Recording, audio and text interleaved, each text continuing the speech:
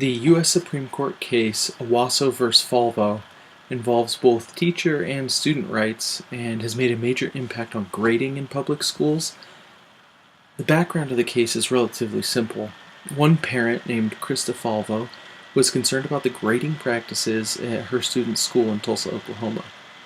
Students were exchanging papers with each other, grading according to the teacher's instructions, and then passing those papers back to the owner.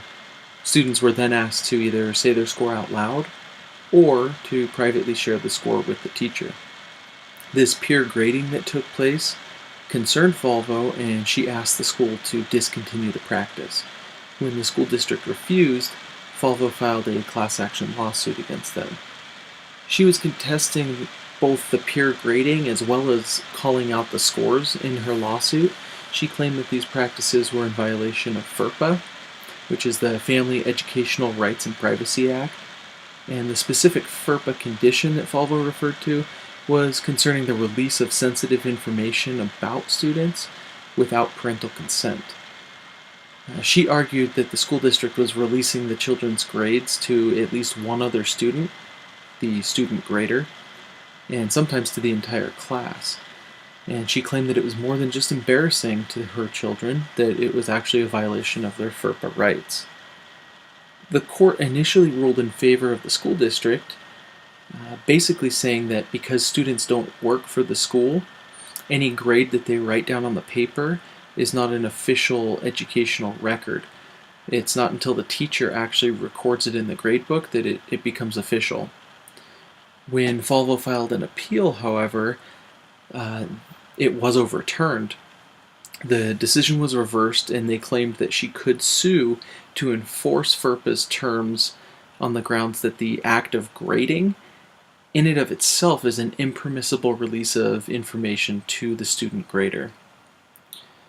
So this decision rendered potential problems for schools all across the country.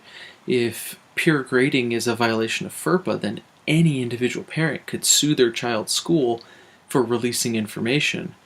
So the Supreme Court reviewed the case and ruled unanimously in favor of the school district. They said that peer-graded papers do not constitute educational records, again, because the student is not a person acting for the school.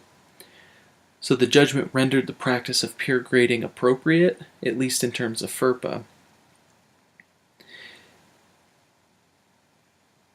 The one takeaway from this case that I thought was really interesting, though, is that as teachers, we should consider our students regardless of what the law states.